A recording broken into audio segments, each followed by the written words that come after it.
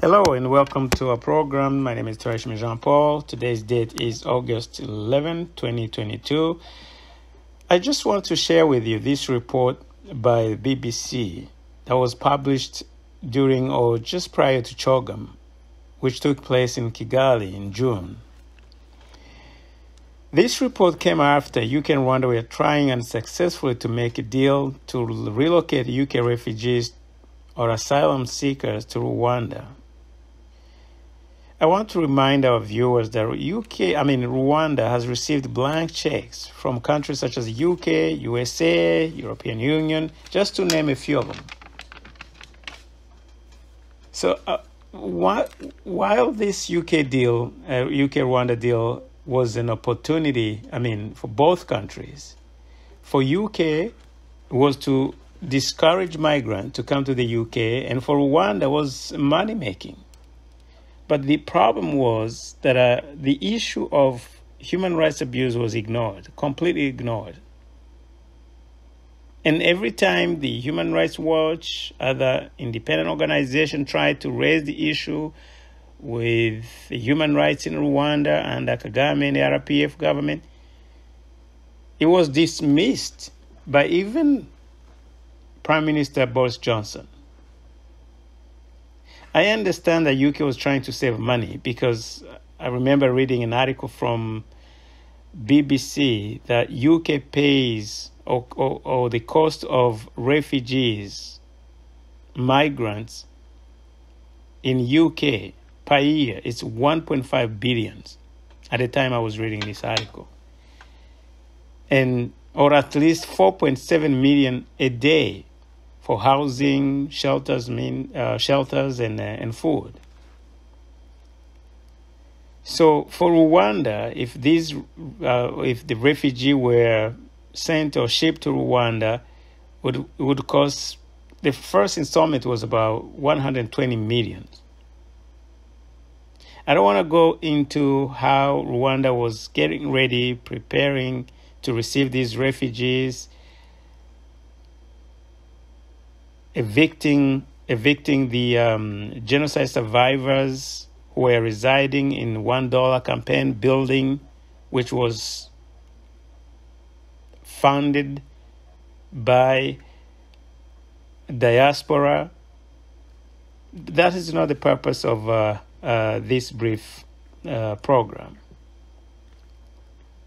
So I understand that the amount the UK was trying to pay Rwanda is a small fraction compared to what UK spend per year or even per day.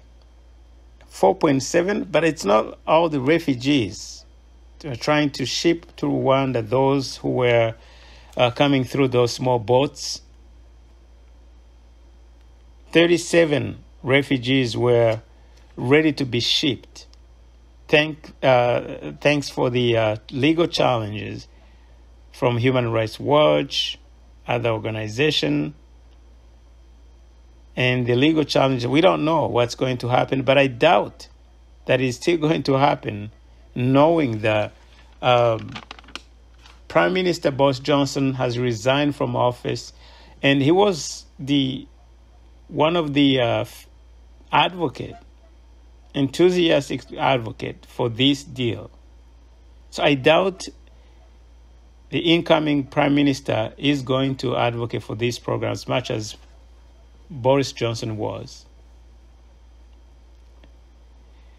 So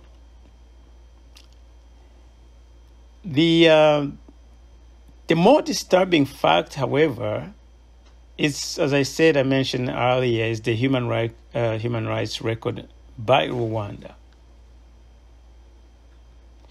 Every year, reports after report by the US, UK, suggest that the respect of human rights is very problematic in Rwanda. Those reports are made by independent reporters, investigators, and most of them are filed in those countries, official document. Amnesty International, Human Rights Watch, and the State Department report. So to hear the UK was ready to ship these refugees to Rwanda, that it raised the eyebrow to so many. So the UK did not care, I should say, the government of Boris Johnson did not care about these reports. Because if they did, they would have changed its mind. They would have changed her mind about sending these refugees to Rwanda. Here is a report by the BBC regarding the treatment of refugees from other parts of the world, such as Israel, and I do believe that this should be a determining factor. Should have been the determining factor regarding the UK and Rwanda refugee deal. So let me play this audio that I did record from Focus on Africa program on BBC, which was titled Asylum Under the Microscope. That was aired on June 24th, 2022. As I said, that was just maybe 2 days before the official opening of Chogam in Rwanda. Here's the report.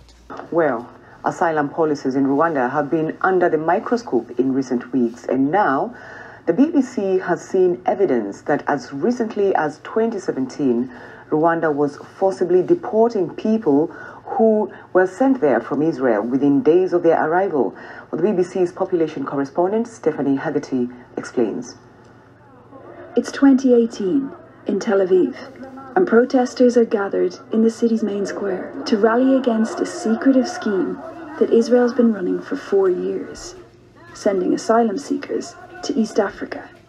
Bach Belum was one of them. He left Eritrea to escape the war in 2007 and moved to Israel to claim asylum.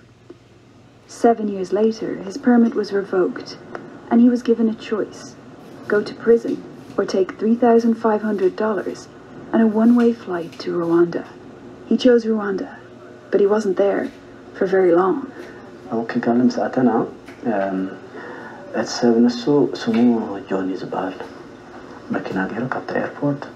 We've spoken to 6 different people from Eritrea who told us the same story. On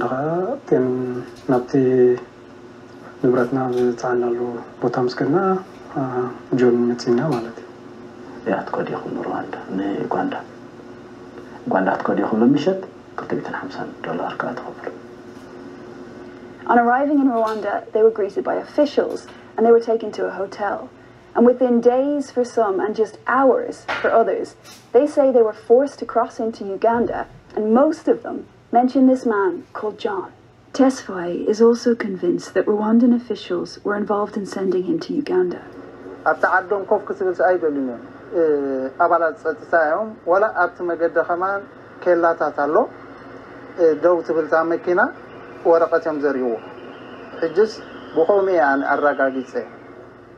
The Rwandan government told the BBC it's unaware of any allegations of smuggling against its officials, and that it will investigate anyone found to have breached its laws or ethical standards. It is so hard here to live. It's not humanity here, really. One man we spoke to who did manage to stay in Rwanda said he hasn't been granted asylum 7 years later, and he's living in a refugee camp. With no chance of asylum in Uganda, the men continued north to Libya and on to Europe by small boat. Some of them died along the way.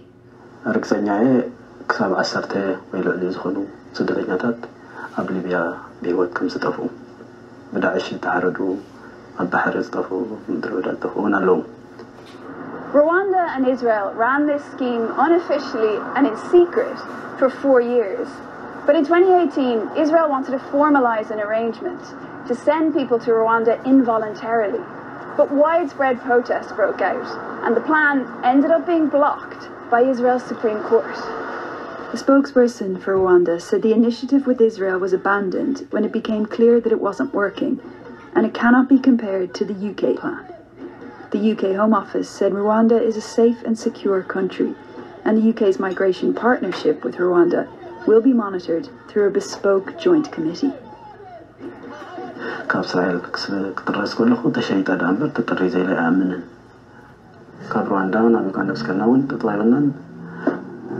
Stephanie Hegarty, BBC News.